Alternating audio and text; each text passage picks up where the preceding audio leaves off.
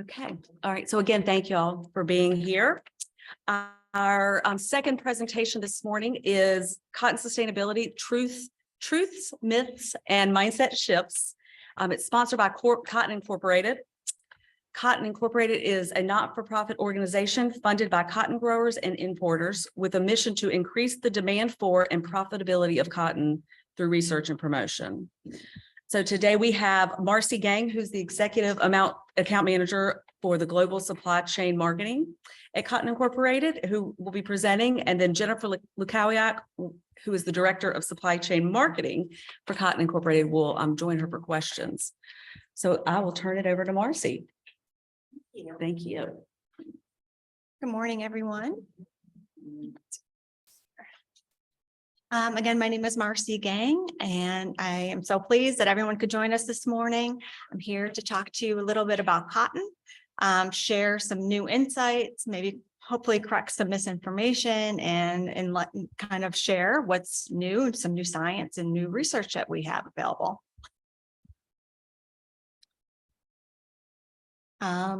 And so, as Carrie mentioned, Cotton Incorporated actually is a not-for-profit organization. We are a very unique company.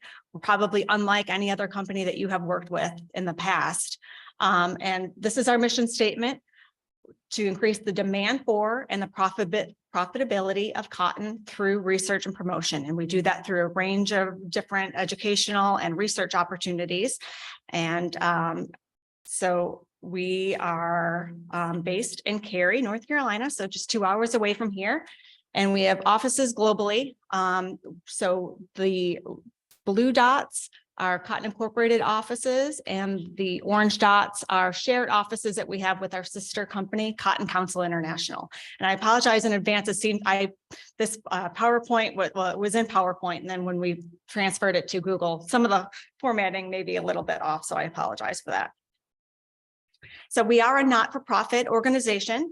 We represent America's cotton producers and importers of cotton. So if your company imports any cotton products into the United States, you are participating in the USDA's Cotton Research and Promotion Program. We are overseen by the USDA. Any of the comments and research that I am talking about today have been vetted and pre-approved by the USDA. So sometimes that can present a little challenge for us, trying to talk about cotton, but at the same time, you can have confidence that all of the topics that we're talking about are based in science. We are a science company. We are not a marketing company. We're a science company. So I think that gives us a very unique advantage when we talk about science topics that, especially when it comes to sustainability. There's a lot of misinformation out there about cotton. Anybody can create a blog and say whatever they want, but really it comes down to the science. So I'm going to try to make this as simple as possible through the presentation. Again, I am not a scientist, so if there's any further information that if you would like us to dive any deeper into any of these topics, happy to connect you with the right people at our company. Party out there. We're missing the party. So one of the biggest things in our industry is that there's no one defined way to define sustainability, right? So every company kind of has their own definition of what sustainability means. There's not just one goal that everybody is working towards or one definition, but this is how Cotton Incorporated and the cotton industry define sustainable agriculture. So we need to increase productivity to meet the future food and fiber demands, improve the environment, improve human health, and then also improve the social and economic well-being of agricultural communities. As I mentioned, there's a lot of misinformation about cotton. You can just do a simple Google search and everybody is an expert on cotton production. But the reality is that there's a lot of variables, right? So cotton is not cotton. And so it's really dependent on the country in which it's grown, the farmer, and many other variables. But there are some things that are truths about cotton that I'm happy to share with you today. So we have a really amazing sustainability story to tell. And so that's why we're here to share those amazing facts about cotton.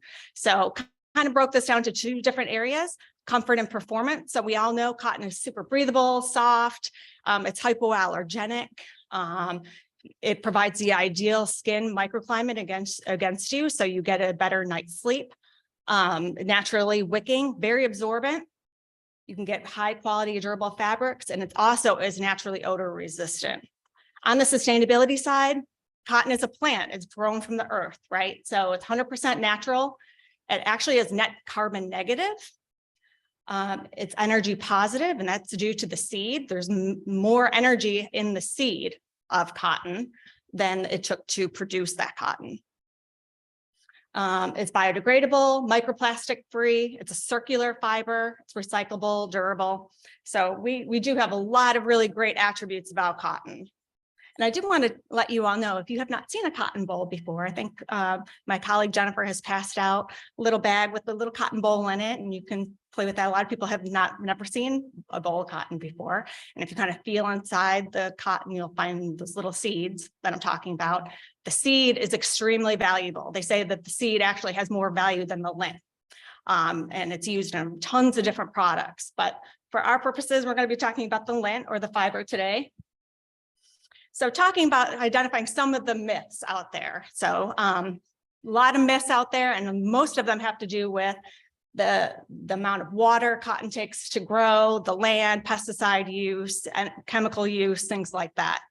But the reality of this situation is that the cotton industry has a very robust history of reducing its water, energy, chemical, and land use. And I'm going to dive in a little bit more into some of these now. So I'm going to specifically talk about the US for a moment. So the United States is the fourth largest cotton producing country in the world. It's China, India, Brazil, and then the US. And we have a very robust history in the US of reducing our impact as far as land use, soil loss, water, energy, and greenhouse gas emissions. So you can see that over time, over the last 40 years, how much we have reduced these inputs. And we have some pretty aggressive goals for the next 10 years. So these are kind of our goals for how we're going to reduce things like greenhouse gas emissions, soil loss, how we're going to continue to reduce our water that we're using, decrease energy use, and then increase our land use efficiency and soil carbon. So we're not making any more land, right? So we need to make the land as productive as possible, get more cotton per acre, and while reducing the amount of inputs that it took to grow that cotton. So that's our goal. So just some little facts about cotton. I can move this. Cotton actually is a very drought resistant plant. A lot of people don't realize this. It's grown in areas where a lot of other crops cannot be grown. Texas is the largest cotton producing state, very dry. It can be grown in desert, So when you look at it, cotton actually is very drought resistant. It has been bred over time to grow and thrive even when water is scarce. In many parts of the world, cotton growers only rely on natural rainfall. So in other countries, many other countries, the farm sizes are much smaller. They don't have the infrastructure to implement irrigation systems and things like that. So most of the world's cotton is fed by rain. And over the last 40 years, the amount of irrigation water used by cotton in the US has decreased while the yields have increased. So here's a little slide on cotton's global water use. Cotton production uses 3% of the world's agricultural water. So, and that's important to distinguish. We're not taking drinking water. This is agricultural water. And if you look at, compared to other crops, fruits, vegetables take a much larger amount of the agricultural water to produce than cotton. Rice, another big water user. Cotton is a much smaller amount. So I don't know why we get slammed on water use sometimes, but this is not reality. So And the water that we are using, we're being much more efficient with it. So there's a lot of new technologies out there to continue to reduce the amount of water that cotton uses.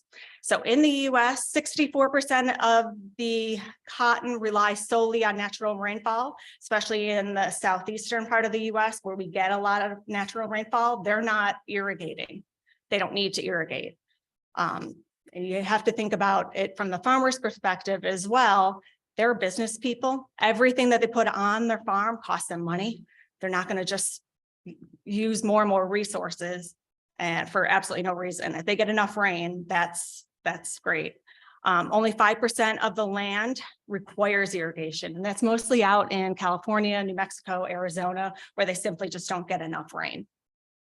And then the remainder of that, the farmers will supplement if needed. They will supplement. Obviously, plants need some water. It's just, you know, the way it is, but they are being much more efficient with the water that they are using. Cotton's global land use. We are using 2% of the agricultural land, but we are meeting 23% of the world's fiber needs. So this is a really important slide because you know, sometimes cotton has a perception that it's using so much land, but we are being super productive with the land that we do have. Farmers are taking great care of their land. They are preserving their soil. They're using things like cover crops. They're not tilling up their soil. So it's really preserving the health and the vitality of their soil so that it is more productive. And many of the farmers that grow cotton they live there too. So they have a vested interest in protecting their land, protecting their soil. I do want to point out too that we do have a lot more land that we could plant cotton. So of the agricultural land that is available, I know especially in the US, we can meet the world's fiber demands if there was more demand for cotton. So that's an important point as well. So I'm going to go there. I'm going to go to pesticides because I know this is a question that a lot of people have. And the reality is our factory, you know, where we're producing cotton is outside. It's exposed, right? So exposed to weather, it's exposed to pests, it's exposed to fungus, bacteria, lots of different things. And there are bugs that like to eat cotton. Thankfully, we eradicated the boll weevil many years ago, but there are other pests like the cotton bollworm that only eats cotton. And it is estimated that without any pesticides, 80% of the world's cotton crop would be lost to pests. So the farmers want to protect their crop and make sure that it is, you know, protected from these insects. Genetic modification. This is a controversial topic, but I will say that the gene that is inserted into cottonseed, the Bt gene, has directly reduced the amount of pesticide applications by 66%. So because of that, it is targeting one specific type of insect, usually sucking insects. And so that's the pest that it is targeting. And so therefore, farmers do not have to spray nearly as often. And there are a lot of new technologies out there, new things using robotics, drones, artificial intelligence that are expected to reduce pesticide applications by 90%. So the technology definitely has come a long way. And, you know, there's still a lot more that we could even do and that will be happening and more in the future. I did want to point this out too. This is, I don't know if you guys have ever heard of integrated pest management. This is a tool that organic and conventional growers use. And this is where a scout comes out and they take these nets and they just sweep along the cotton and then they analyze how many good bugs are there to how many bad bugs. Just because you have bugs doesn't mean that it's bad. It's just certain ones that are trying to eat all the cotton. And so they examine that, and if it goes over the threshold of where that pest would cause severe economic damage, that's when they would treat. But they also do things like releasing ladybugs. You know, those are one of the good bugs that we want in the cotton field because they eat, you know, the harmful bugs. And so that's another tool that both organic and conventional growers use.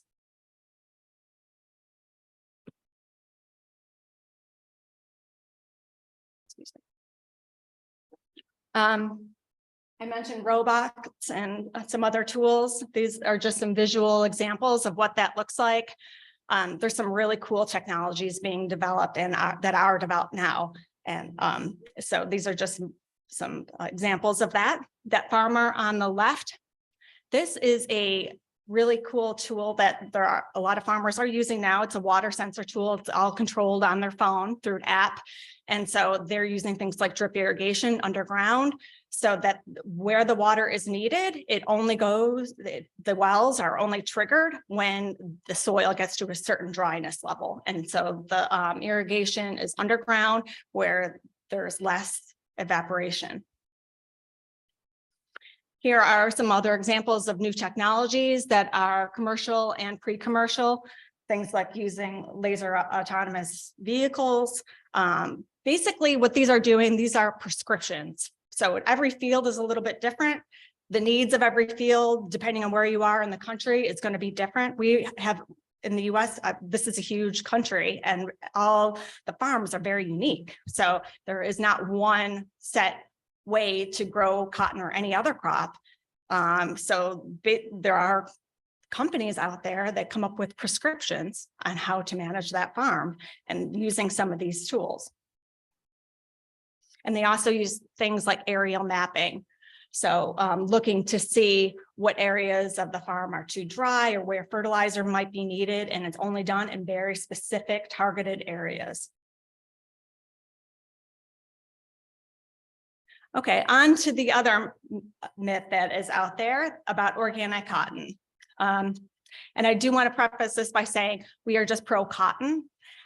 We represent conventional and organic farms. So it really makes no difference to us. I'm just going to present what the kind of the differences are.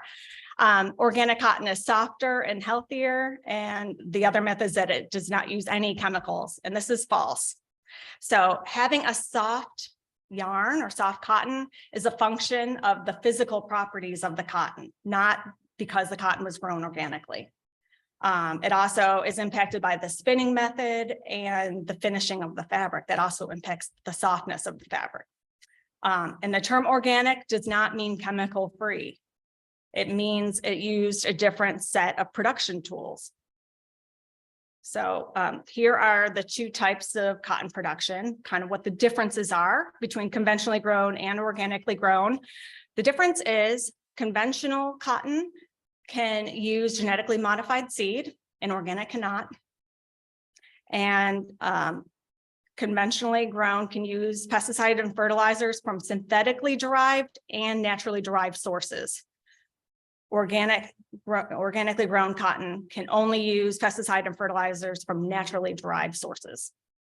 So just because something is grown organically does not make it inherently better. It's not inherently healthier. It depends on the grower. And, you know, neither is more sustainable than the other because it just really is dependent on the growing conditions and the farm practices of that grower.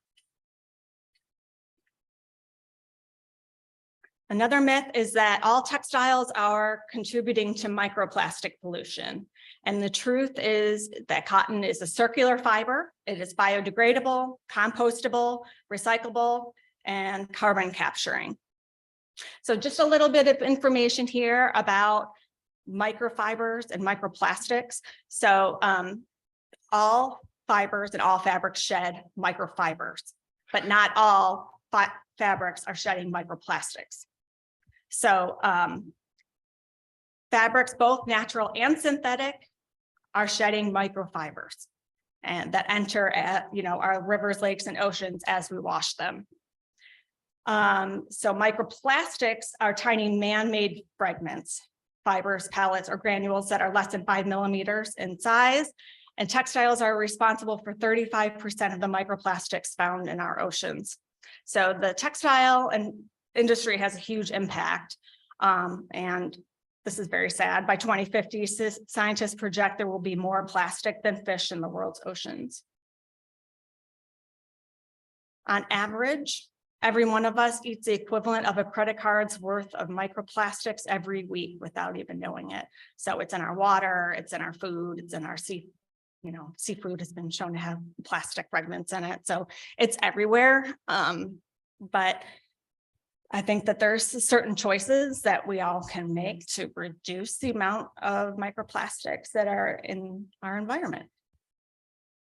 But cotton can be a solution to microplastic pollution because cotton is completely biodegradable in wastewater, freshwater, and saltwater. Cotton microfibers biodegrade by up to 90% in 40 days in wastewater treatment environments.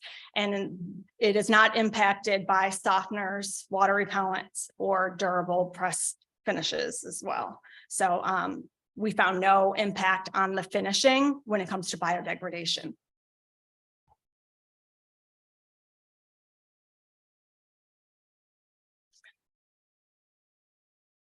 Cotton is also compostable. So this is a picture of 2 pairs of underwear. The one on the left was 100% polyester underwear. The right was 100% cotton after 60 days. And I will say that this was buried underground in a very healthy field, had a lot of microbes. So that does make an impact on how fast the cotton broke down, but it breaks down very comparably to paper if you were to bury it or put it in like a landfill.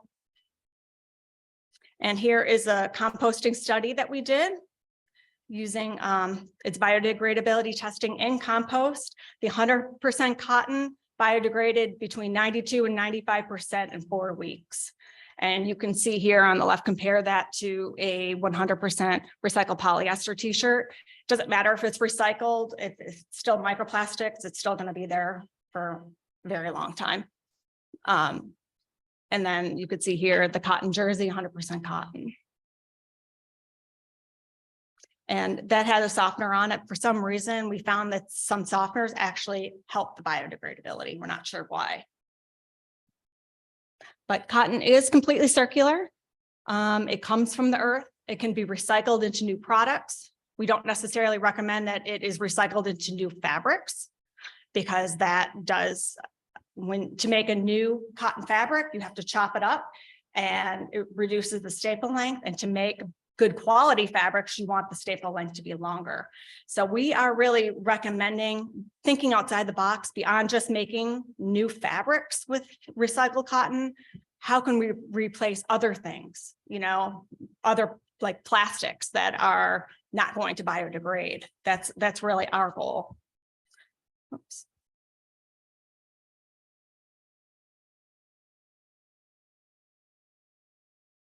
Cotton is net carbon negative. So global cotton production, acreage, is equivalent to taking 3.5 million passenger cars off the road every year because it's sequestering CO2 from the atmosphere, just like every other plant.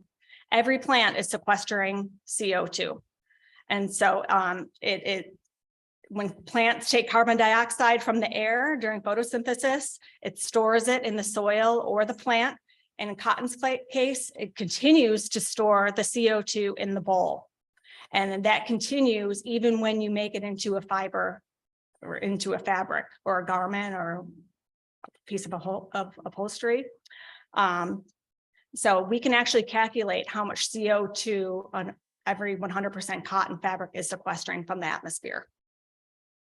Cotton is net carbon negative. So it stores 350 pounds more of atmospheric carbon than it emits during cotton production.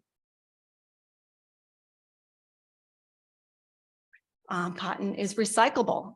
As I mentioned a few moments ago about recycling cotton, this is an example of where we are taking old cotton denim and then recycling them to replace non-renewable materials. So this is our program called Blue Jeans Go Green. It's our denim recycling program. You can find it at J. Crew and Madewell. where you bring in old denim jeans, it's recycled into natural fiber insulation, and then that's ultimately replacing unrenewable fiberglass. And so it's a much healthier alternative in building materials. So these are the types of things that we're encouraging companies to think about. You know, could you take denim waste products, recycle them into like stuffing and couches and, you know, all different types of materials, things that are non-renewable. Another myth is that cotton does not perform well in upholstery fabrics. We have not found this to be the case at all. When the fabrics are engineered correctly, cotton can meet heavy duty use. So we have several examples of some fabrics that we have developed, and I'm happy to share those with you, where there's no finish on it. It's 100% cotton and it meets the 30,000 double reparation cycle. Now that can be enhanced if you would like some added abrasion resistance and added durability. We do have a technology called Tough Cotton. So my background, and Jennifer, you know, we've worked mostly on apparel for most of our career. So this technology actually was originally developed for apparel fabrics, and this has been widely used in apparel. You can actually buy it now at Target, Walmart, and girls' leggings on like the Cat and Jack line at Target. They're using our technology on girls' leggings to improve their abrasion resistance. This technology can also be applied to upholstery fabrics. What do you call that? Tough Cotton. Tough Cotton is the technology. Yep. Couple other comments is that cotton is hypoallergenic. We actually completed a clinical study actually proving that cotton is hypoallergenic. You know, we've known that cotton is better for your skin than many other fibers for quite some time. It's recommended by dermatologists, but we didn't have that clinical study. So now that study is complete. There's this to me is a very robust way to prove, because there is really no regulation around the word hypoallergenic. So to have this clinical study is a huge deal. There were 200 participants, 400 tests done, and 0 irritation response among the people that participated. Cotton is the best for sleeping. We did a sleep study showing that cotton fabrics provide the ideal microclimate against your skin. So you actually get a better night's sleep when you sleep on cotton. So it has to do with the humidity levels against your skin. And with polyester, it tends to make people hotter. You sweat more and it keeps disrupting your sleep. And cotton is odor resistant. This study actually was done more on, it was focused on activewear. But I think this is very applicable to home products as well. Cotton washes clean, and like polyester, it does not hold odors. And so we have this research study showing that odor on polyester is 62% more intense after washing than cotton. That's why you need special detergents and things to wash your polyester activewear. I did want to mention to you all that we do license our trademark, the Seal of Cotton. And we also have a new trademark, which is our natural trademark. We license that to companies that are using cotton in their upholstery fabrics. The percentage of cotton that it would need to be is 70% cotton. And you can use that in your marketing, you know, in your booth display or any of your point of sale. You would just contact me. My card is in those little bags. So you can just reach out to me and I can walk you through the process and how we can execute that license. And there is no fee. We don't charge anything to license that trademark. And, you know, there is a really positive association with products that have the Seal of Cotton trademark on it. 86% of consumers feel that the product is natural because it has that trademark on it. It's soft, it's safe, it's comfortable, it's trusted and sustainable.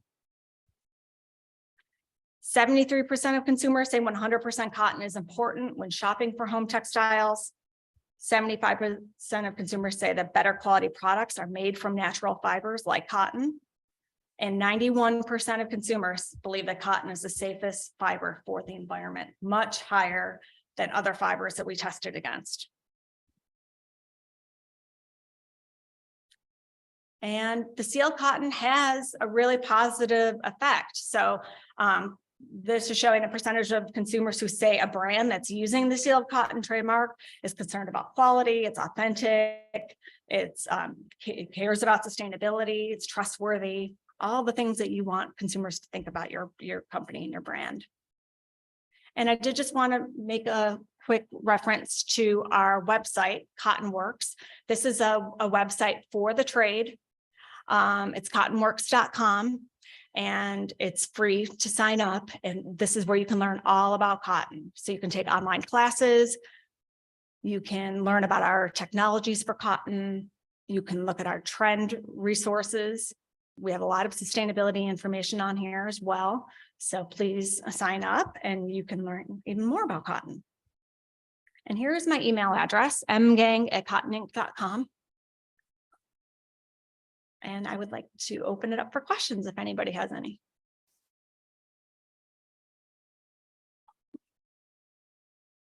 Yes.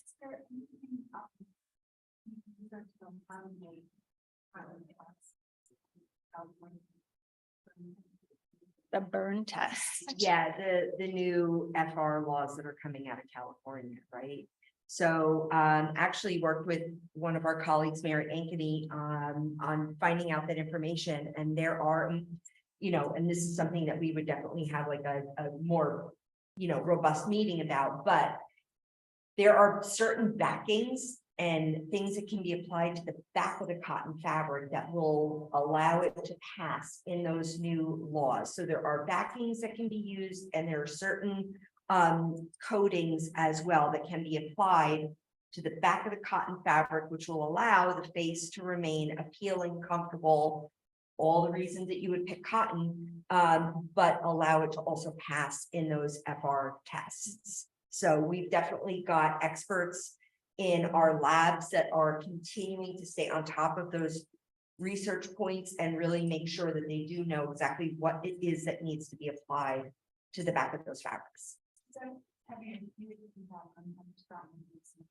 Yeah, yeah, it is. It's a big issue, and it is something that our scientists are working very diligently on to understand what those laws mean, what is passable and allowable, and what will allow you to continue using cotton without any sort of impact to what makes cotton appealing, which would be the face, the hand, all of that.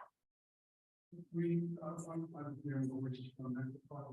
Mhm. We have a technology based on cotton, and in one of our materials that we sell, it's like another alternative. And it's got a cotton backing, probably about constitutes about 80% of the entire structure. And that's passed all these regulatory tests without any artificial additives. Anything happening there is natural. So Terrific. Thank you. I have a question on the you mentioned about organic. We found that the organic there's testing on materials. The organic packing gave us a 30% increase in tear strength and a 60% increase in tensile strength. So I don't know, is that related to what you mentioned processing? Yeah. Post processing, right? No, it's that would be more of a function of the quality of the fiber as opposed to the fact that it was grown organically, because that really has no impact on the quality as far as, well, I take that back. There are instances where the quality can actually be lower in organic cotton because they may not necessarily have all the tools that we have in conventionally grown. And I have heard from several growers that the quality can be lower. So I would be very surprised if the quality was increased because it was organic. I think it has more to do with the quality of the yarn. Is there like Yeah, I'm trying to think where, I would guess you could email me and I could try Yeah, to we connect can send you some Yeah, links that kind of compare it. And the interesting thing is what a lot of people may not realize about cotton is when cotton is picked, it goes to a gin, it's baled, and then it's classed by the USDA. So like cottons are grouped with like cottons. And that's all going to depend on what you're going to pick for your end use. So if you're going to make denim, you're going to use a very different cotton with different properties than you're going to use if you're going to make like a t-shirt. So it would be the same thing. I would be very curious to know if the organic cotton was grouped in one category and the GM conventional cotton was maybe grouped in another. You can make similar fabrics, but inherently, to Marcy's point, that may be a little bit, there may be some nuances there that are impacting the actual outcome of performance, less about the growing method, more about the type of cotton that's coming from the Right. field. and there are certain varieties of cotton where you get a longer staple length. Yeah. And that the grower makes those decisions early on. So certain varieties have better properties. So that's what if that's what they want to plant, that's what they'll plant. So Right. that's probably more of a function of that. And I believe we found out recently that there's almost 100 different seed varieties of cotton. Oh, there's more than that. There's more than Yeah. that. Okay. So yeah, I mean, Yeah. there is a tremendous amount of seed varieties Yeah. that farmers have to really think through. What is the type of cotton that they want to produce? What are they looking for? What's going to grow best in their region? And again, when we talk about cotton, we really talk about it in a global manner. This year we were on the farm in Marianna, Arkansas, during harvest just a few weeks ago in October. And in speaking to the farmer, he mentioned to us that they have never had a yield quite like this one this year. The cotton was super white. The Mhm. staple was long, even though it was not classed as a Supima or Pima cotton. It was long, and the fields were just gorgeous. It Mhm. was white, it was puffy. We went to a farm in North Carolina last harvest. Again, beautiful field of cotton, but you can definitely recall that there was a difference. The bolls were a little bit smaller, the cotton was a little bit more on the yellower side. So it's really interesting when you realize all the variables, and that also plays into length and strength. Product of Mother Nature. It is, it is. I told you folks, what we do, what our little company does is wash fabric before it goes on the sofas or the chairs. It's amazing what happens when you take that fabric and run it through a full immersion process.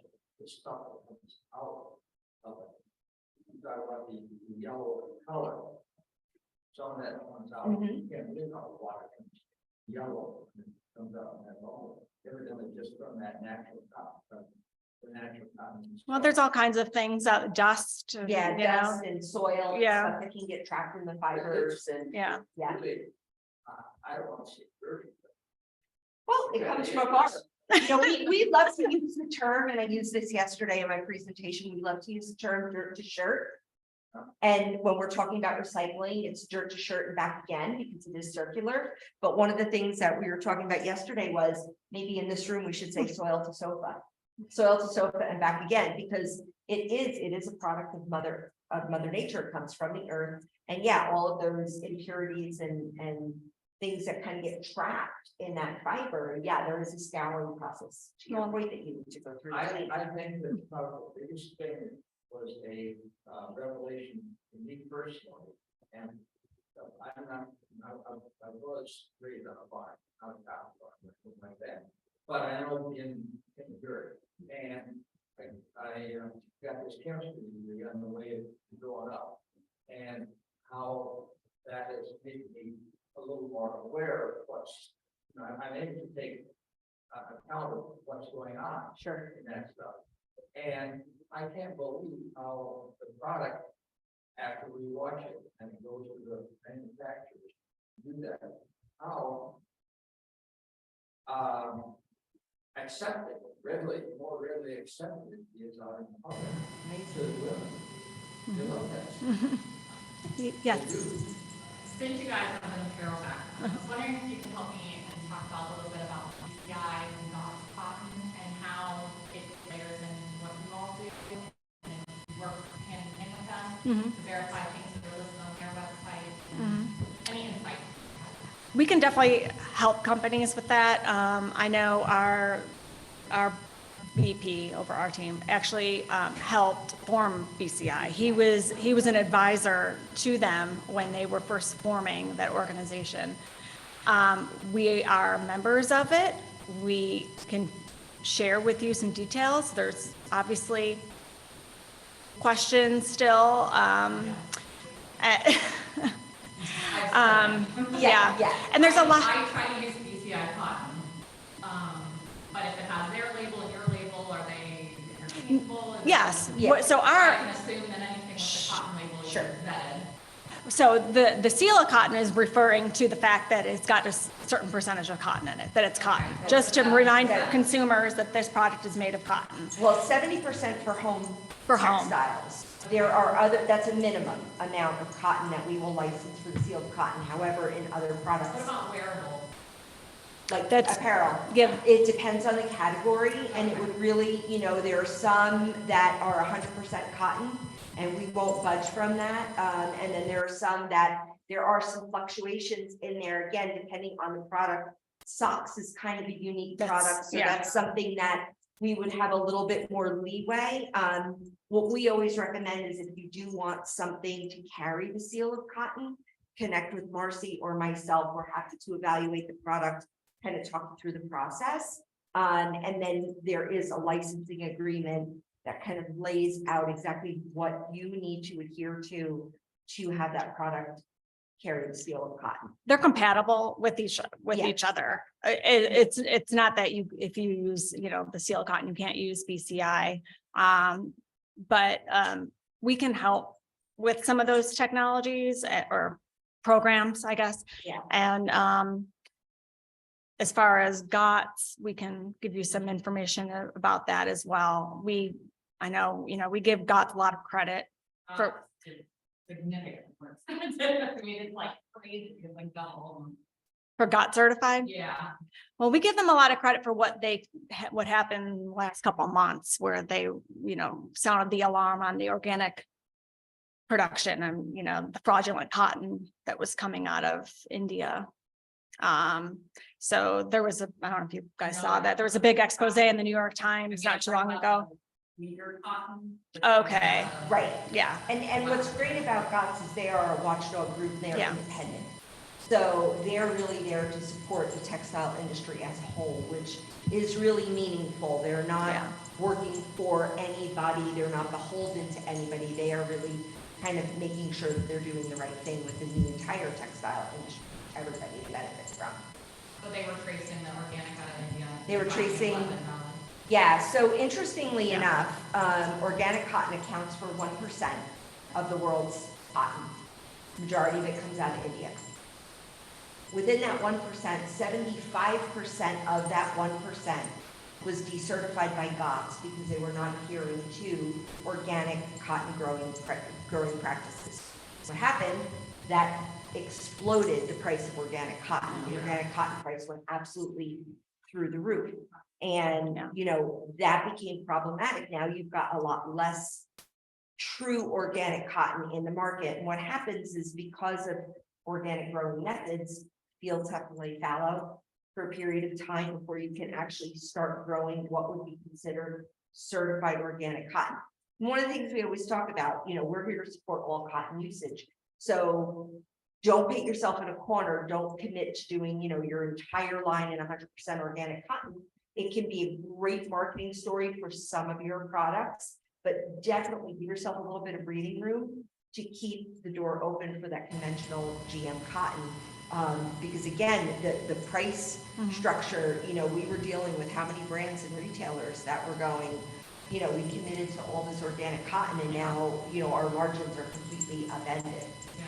So, We do have a section on our Cottonworks page about the Uyghur situation, questions that you should ask, because there are some different technologies out there, traceability technologies, things Yeah. like that. Oh, I've got all the failing documents, I'm getting things out of, Allenburg. Okay. yeah. We have a document about questions that you should ask when you evaluate those technologies, and I can send you the link if you would like. Yeah. Thank you. Welcome. Anybody else have any questions? Yeah. Back to the stat about 73% of consumers reporting the cotton bleeding diet style. Do you see that being specifically more around bedding or or is there a certain category within? I don't know that we necessarily defined it to the consumer specifically which products, but I would assume that it would be more focused on bedding and those types of products. Just because, right, yeah, but we don't break it down into so much like throw pillows or curtains or, to that level of detail. Yeah. And one of the things too, when we talk about the seal of cotton, that's where it really is very prominently displayed. So I think that's what kind of Mhm. comes across the consumer, across their vision quite frequently. And we do have quite a bit more consumer information. If you would like me to send that to you, just please email me. And I can send you whatever information we have. Anything else? Anything else? No? Okay. Well, again, my card is in the little baggie, so please reach out to me with any further questions or comments. Yeah, and if you didn't pick up a bag, please help yourself to a little bag in the back. It features a cotton bowl and Marcy's card and the seal of cotton. Thank you. Thank you. Thank you for coming. Thanks for joining us.